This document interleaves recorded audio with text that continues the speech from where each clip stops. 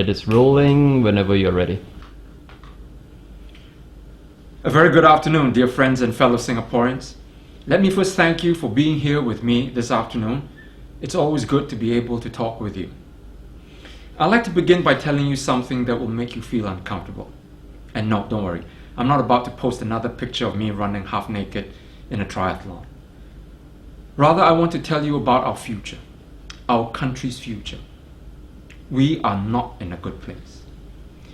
Now, this is 2018, and it is a very significant year because it marks the sobering point where for the first time in our history, the proportion of folks 65 years and older matches that of those 15 and younger.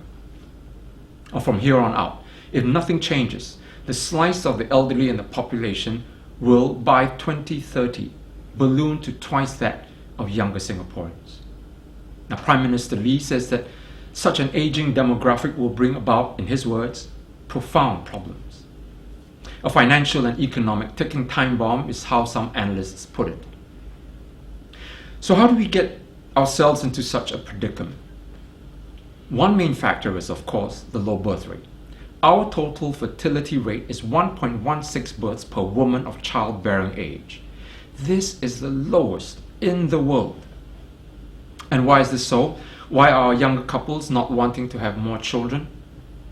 Over and over, young Singaporeans say that it is the high cost of living that's making them put off having children. So what does Mr. Lee do to arrest the situation? He raises the cost of living.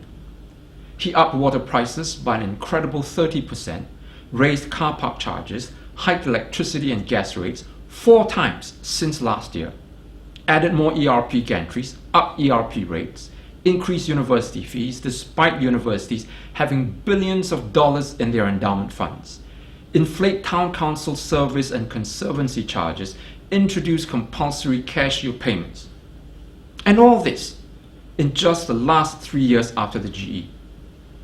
And soon he is going to raise the GST to 9%. All this in a city that is already one of the most expensive, if not the most expensive in the world. Now, let me relate to you another shocking statistic. In 2001, we were ranked by the Economist Intelligence Unit as only the 97th most expensive city in the world.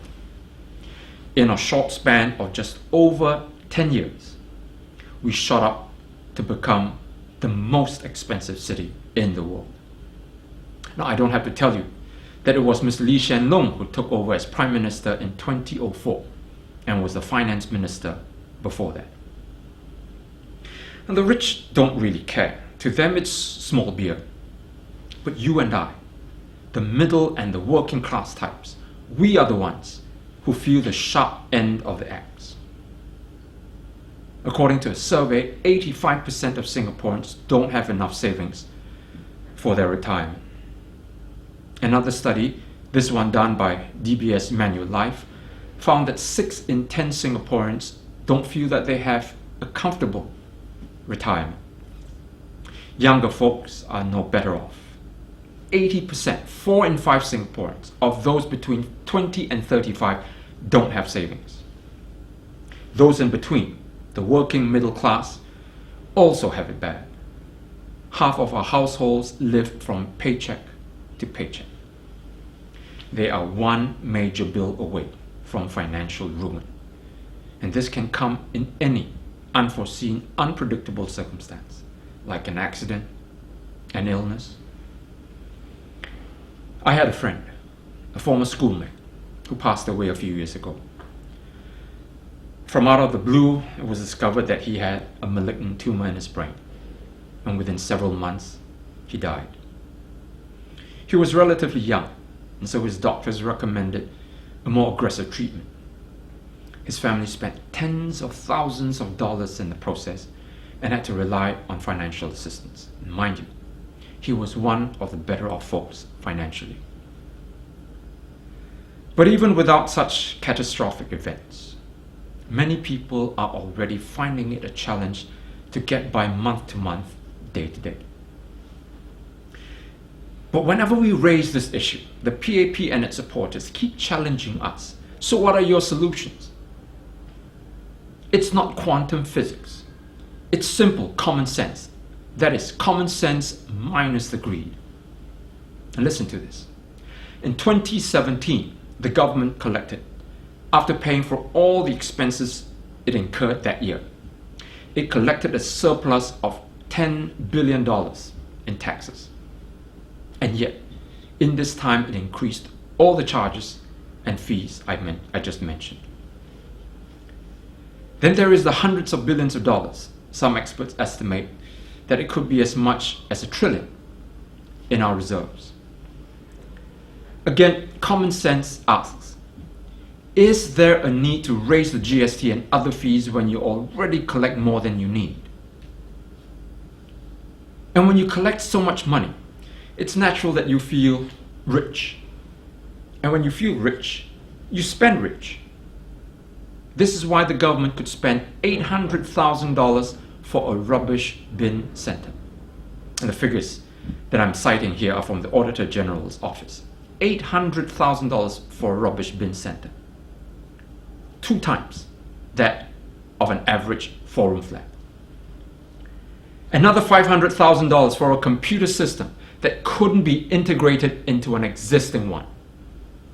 Overpaid volunteer special constabulary officers by nearly $3 million, and on and on and on. They spent $40 million just for a National Day parade to glorify themselves. Overspent the Youth Olympic Games by $300 million and leveraged the People's Association with $1 billion to carry out their political work. Why do they care how much they spend? It's not their money. Sup soya, easy come, easy go. So what's your solution? Again, they ask. Again, as I said, it's not rocket science. Just stop spending our hard-earned money so carelessly and stop raising taxes and fees to feed your habit. The people are aching. They are hurting. But when they voice out their pain, like how RC member Mr. Abdul Aziz did, the ministers turn it around and accuse them of being ungrateful, not knowing how to value their brilliance. In the now infamous incident, Mr. Abdul appealed to the government to help the elderly poor by cutting 10% of the ministers' salaries and using the money to help the older generation. He was met with an angry Go Chok Tong, who reacted like a cat on a hot tin roof. Now I want you to listen for yourself what Mr. Abdul Aziz said in that dialogue. Because if I just told you about it, we just sat here and just told you about it, you'd say that we were making it up. Now here's what Mr. Abdul said. I am 70 years old, so I'm really concerned about issues that are about the elderly. Unfortunately, I would say that the bad picture which has been painted is that the elderly have been forced to work cleaning toilets, serving tables just to survive. Now, Abdul Aziz was referring to ministers saying that the elderly work because they wanted to exercise. Perhaps this is an exception rather than the whole, he said. I think not many people will believe you if you say that the elderly work because they want to mix, because they want to do exercise. Perhaps they work because they need to work. So in this case, may I just suggest that perhaps can we have some sort of an elderly pension fund for the elderly? We will have an appropriate means test and all that to make sure it is not being abused. And Mayor will ask me, how do we fund this fund? Perhaps maybe, can I say, we can cut a bit on the defense. One F-15 maybe can pay for the whole fund. Or perhaps even the ministers with $1 million salaries, can we perhaps cut by 10% in order to fund this fund? These are my suggestions. Thank you very much. That's what this elderly man said. practically begging the government to help the poor and the elderly. How did Mr. Goh respond? He did his best impression of Marie Antoinette. "Who is going to clean the table for you?" he bellowed. "Students won't do it. Shall we have foreign workers to clean the tables?" So what? Students won't clean tables and we shouldn't bring in more foreigners, so we make our elderly do it? What sort of reasoning is that? What kind of a government is that? To my younger friends who are watching this broadcast right now, I clean tables as a waiter. I vacuum the floor when the restaurant closed at the end of the night. I helped carry out the trash. I even did odd jobs as part of the maintenance crew at my university, cutting the grass, hauling furniture, digging holes in the stadium. It was back-breaking work. And when I got back to my dorm at the end of the day, I was dead tired. My hands were calloused and I had cuts and bruises. But I never felt prouder of myself because it was good and decent and honest work. I earned every cent, every dollar with my own sweat and with my own strength. And mind you, I was also a PhD student at that time. It helped pay for my way through my studies until I got a scholarship from the university. Hard menial work is good for the hands, it's good for the body, and by golly, it's good for the soul.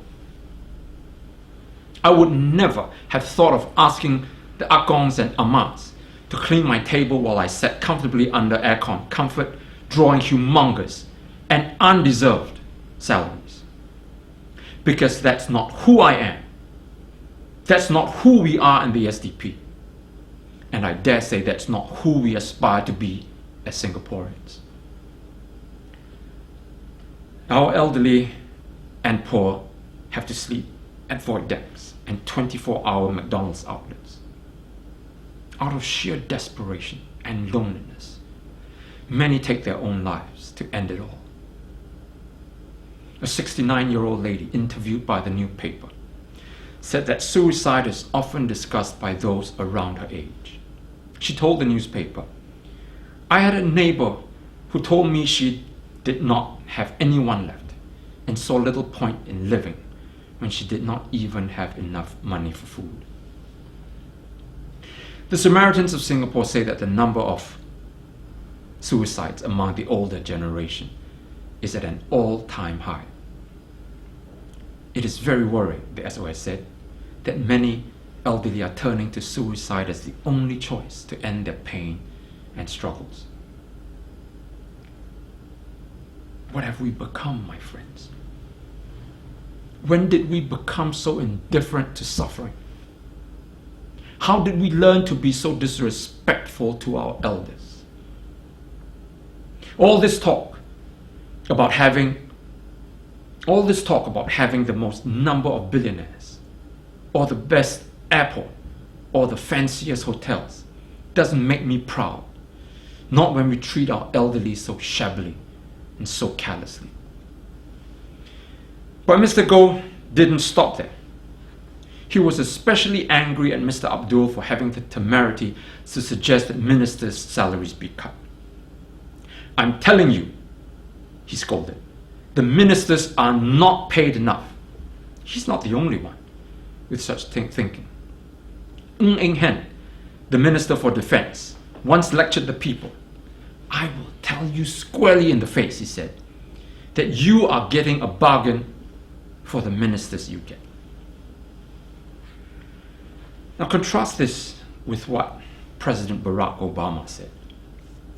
At the end of his term, just before he left office, he told the American people, "It's been the privilege of my life to serve as your president." Privilege. That's how Mr. Obama saw his service.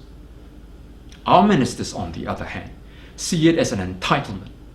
They are so brilliant, so exceptional that we must pay them what they demand. And if we don't pay them what they demand, then, as Mr. Goh insists, we are going to end up with very, very mediocre people who can't even earn $1 million outside to be our minister. And Mr. Lee Hsien Loong echoed this sentiment. He said, Singapore has to maintain a high quality of government. Otherwise, we are going to go back down and we are going to be a mediocre country. Well, I have news for you, my friend, fellow Singaporeans. We already have mediocre ministers. If they keep telling us that they are so good and so forward-looking, then how come they keep committing blunder after dreadful blunder? There was Mas Salamat escaping from what was supposed to be a maximum security facility by climbing out of a toilet while surveillance cameras were all not working. Then there was the hepatitis C outbreak at SGH, which killed 8 patients. The riot in Little India, which found that our officers were not adequately trained, personnel was insufficient, equipment was not working, the interminable breakdowns of our MRT system, the floods that are theoretically occurring only once every 50 years, the repeated shortage of hospital beds, the HDB lift malfunctions that killed 1 person and caused an elderly lady's hand to be torn clean off, concrete slabs and claddings on HDB blocks that crumble off, which could very well have ended in injuries and worse, fatalities. On the economic front, we're not doing better. Productivity growth is still at a standstill. GDP growth is a measly 2.5%, a level Mr. Chan Chun Sing admits is rather depressing. Skills and jobs are mismatched, retailers are exiting the country, employment growth for locals is flatlining. We've even come up with a new term, the graduate poor, because our graduates cannot find employment, or if they find jobs, are woefully unemployed. Or worse, the ministers don't seem to have viable solutions for these problems. Mr. Heng Swee Keat's committee for our future economy just repackaged old policies that have failed and presented them as new. Take the example of Orchard Road, which is dying. The CFE proposes that we fully pedestrianize the belt, forgetting that we did that before, and the crowd still stayed away.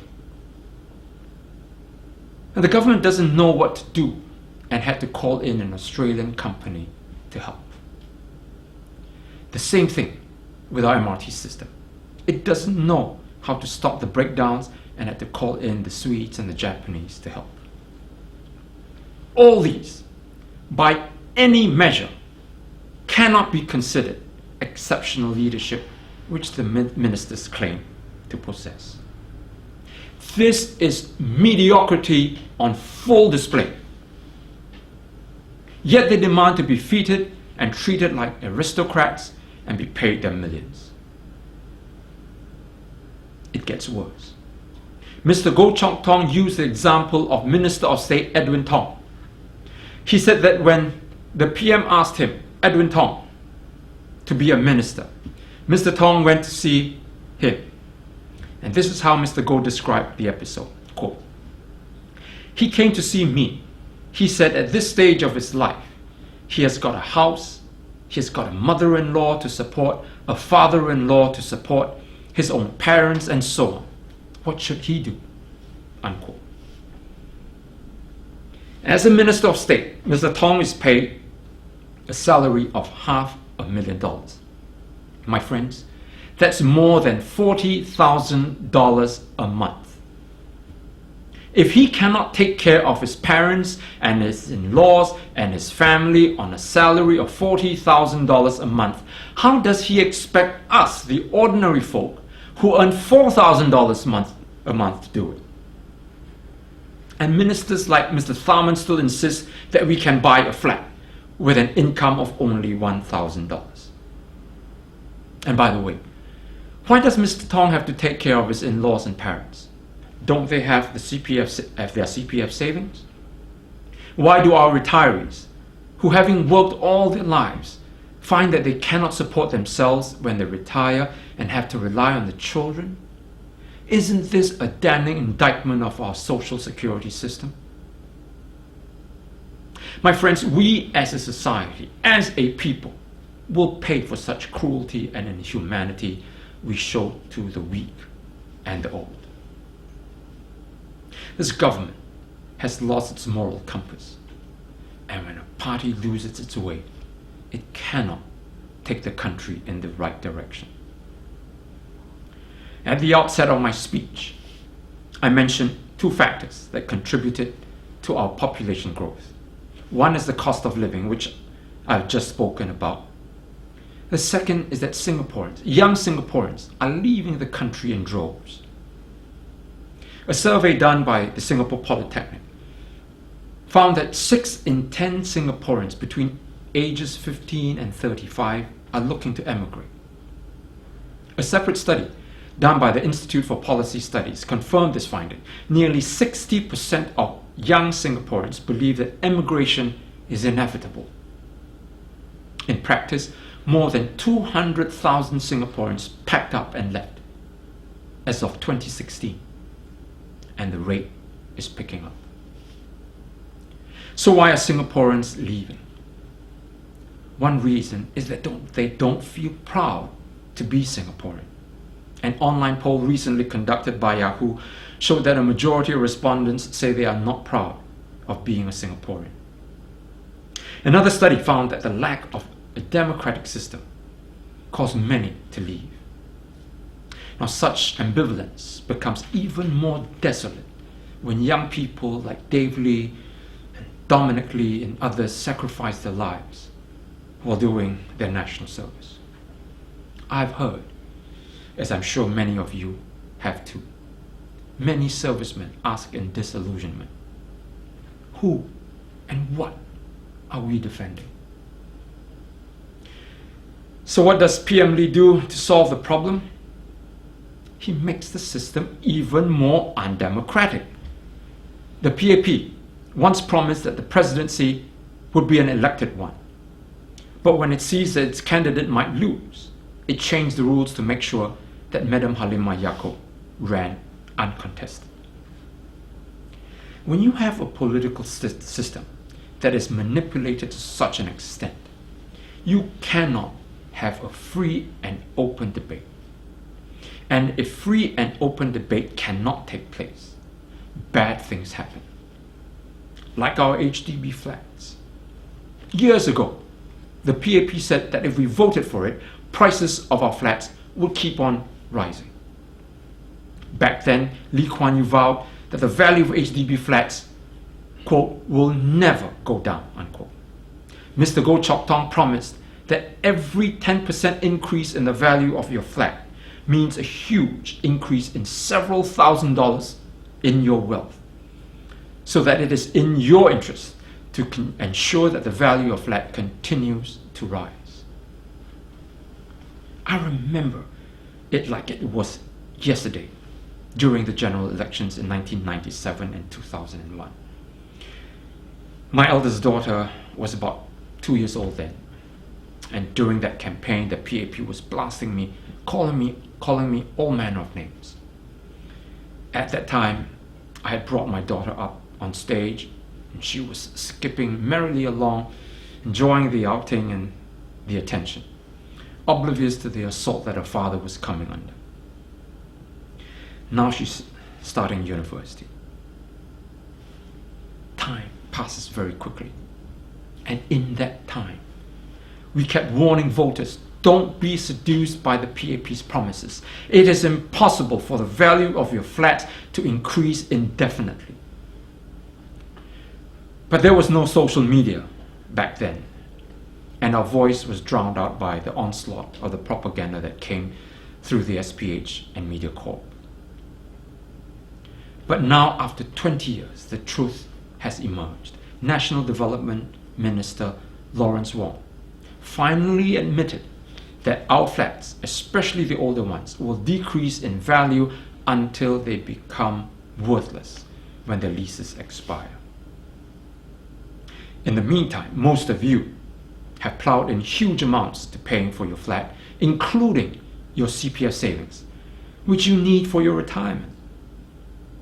We have entire generations of retirees with insufficient funds for retirement. And as I pointed out at the beginning of my speech, the population is aging fast and the situation is deteriorating quickly. This is an experiment gone horribly wrong. My friends, if you haven't realized already, the PAP will say anything and do anything to get your vote. In the last elections, Mr. Lee asked for your trust. Trust doesn't come from what you say. It comes from what you do. I know it's hard to imagine that anything we do can alter the course of politics in Singapore. After all, the PAP has been so dominant for so many years, it's hard to conceive of anything other than continued one-party rule. And yet we must. We must find our way back. We must find our nation's heart again, because a people without a heart is a people without a future. This greed, this lust for wealth and power, this self-centered righteousness from our politicians is going to be Singapore's undoing. It must end. And to end it, we need an alternative. An alternative that must have the people, not the ministers, as its focus. Whereas the PAP says I, me, mine, the alternative says we, us, ours. Whereas the PAP asks, what's in it for me? The alternative asks, what's in it for our fellow citizens? Whereas the PAP lectures, we increase water prices to raise the people's awareness of water usage, the alternative says, we decrease ministers' salaries to raise the government's awareness of the people's hardship.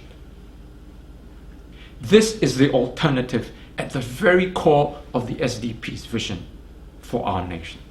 It is a vision born out of our belief that the people come before profits, rights before riches, and wisdom before wealth. It is a vision forged from our values, values that are steeped in justice and freedom, in giving everyone the opportunity to succeed, not just the rich, and in ensuring a fair system where all are equal regardless of race. We have never wavered from these values, even when the going was toughest, when we came under withering attack from the PAP.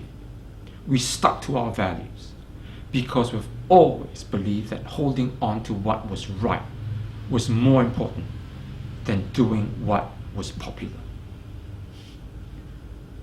From these values, we have drawn up a series of detailed and comprehensive policy proposals in key areas including housing, healthcare, education, and population growth. They're all published on our website. We invite you to study them. Through all our trials and tribulations, all the ups and downs, I've had the singular honor of working with the men and women who have so valiantly come forward to serve in the SDP. My party chairman, Paul Tambaya, Vice Chair, John Tan, Assistant Secretary General, Chris Ang, Brian Lim, Dr. Wong Soo-Yi, and the countless others who have worked and continue to work diligently, but silently, sacrificially behind the scenes, without asking for a single penny. In fact, they've contributed much of their own money for the cause. They work because of the dream of one day seeing an open and democratic Singapore become a reality. Next year will be a busy year for us because we anticipate the general elections then. As a result, we have already started our campaign planning, drawing up our strategy and putting together our action plans. We will launch our year-long campaign of activities in the lead-up to the elections, which will include updating our policy proposals and relaunching them, planning a rally at Hong Lim Park, and kicking up our grant activities several notches. We also look forward to working with our fellow opposition parties. we are off to a cautious start. And as I said when we met a couple of weeks ago, there are many pitfalls ahead.